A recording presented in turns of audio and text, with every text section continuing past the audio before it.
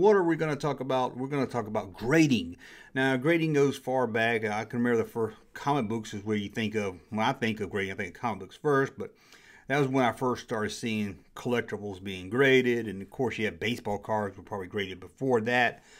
Then action figures, and that's what we're going to talk about today, action figures. But then video games started getting grading. And then we saw VHS tapes are now being graded. And I think anything is being graded. Heck, I'm surprised ain't nobody graded old telephones yet. They probably have. I'll go on eBay. I probably can find old graded telephones. But what's my thought on grading action figures? Let's talk about that, the do's and don'ts of Junkman, what I like and what I don't, the pros and cons.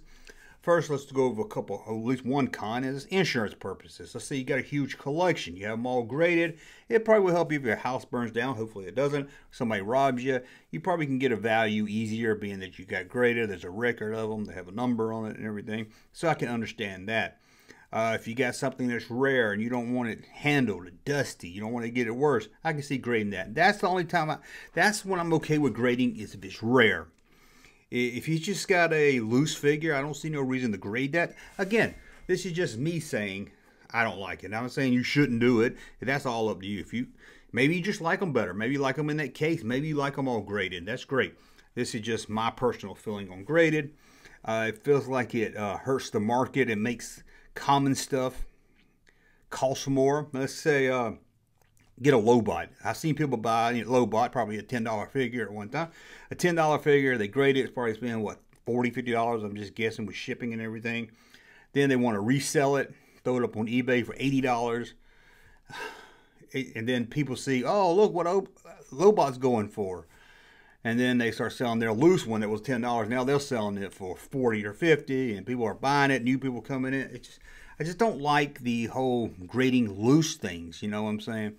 Like a Lobot or a Han and Hoth, my favorite figure.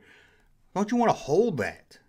Don't you want to feel that figure? Don't you want to move his arms? Don't you want to move his joints? Don't you want to put the gun in his hand? Hoth, Han, don't you want to put the gun in his holster? Don't you want to be able to touch it? I don't. Maybe if they grade them and they put them in a case holding the weapon, it might make me feel a little better, but then they'll probably fall out. But you got the figure, and then over the side, you got the gun and everything. Like I said, if it's rare, let's say you got the double lightsaber, long lightsaber Obi-Wan Kenobi on card, you want to get that graded. I can understand that 100%. But my problem is when just grading the grade, grading common things. Grading should be saved for stuff that's rare. Again, you shouldn't. There's no reason to grade a loose Wicket figure. Maybe you want to grade something like Final Keep Jawa. It's rare, easy to make fakes of. Maybe you want to grade that because you're like, okay, well, later down the road, if I want to sell it, at least I know it's real. I got documentation that it's real, although the graders have been fooled before. That's one thing about the grading grade too. I never got anything graded, so what I've heard is that it all up to the person grading. You could take a figure, send it to the grading company. The guy looks at it, gives it a grade, let's say an 8.9, sends it back to you. You open it, take the figure out, send it back to the same grading company. Some other guy that day will look at it, or just that same guy will look at it and determine, oh, 8.1. There's really no standard with those numbers. That's another thing. As far as I know, now you might tell me I'm wrong on this, and I want to hear that in the comment section, but it seems like there's no official, like, okay, you got an 8.9. Well, what's that mean? Sure, it means it's good, it's mint, but who decides that's mint? That 8.9, who gives it the 8.9? What kind of standard are they using? What kind of system are they using? If I have one figure that looks just, if I have a figure and you have a figure and they look exactly the same, are we going to get that same grade? I don't think so. Again, I could be wrong. Let me know in the comment section. Well, I'm kind of just rambling here, but I like grading rare stuff. Again, insurance purposes for your collection, I understand, but grading just a grade. Loose.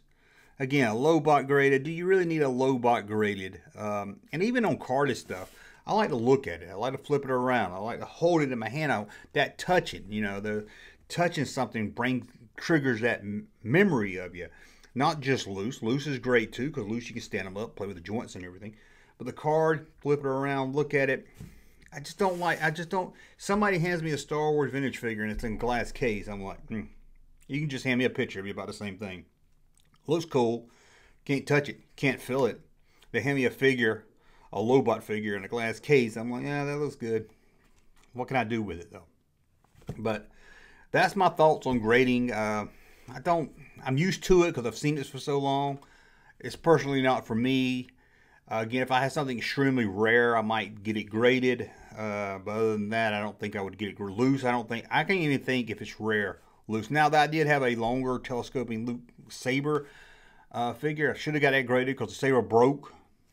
So see, I learned my lesson for not grading right there. But overall, it seems to just make the market value go up when there's really no need to. It's like a fake value to these figures.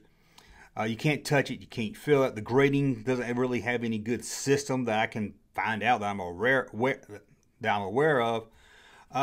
So my point is, if it's rare, I can understand you grading it. If it's common, especially loose, I really don't see why I grade it. But I want to hear from you guys. Do you grade your figures? Do you like to grade your figures?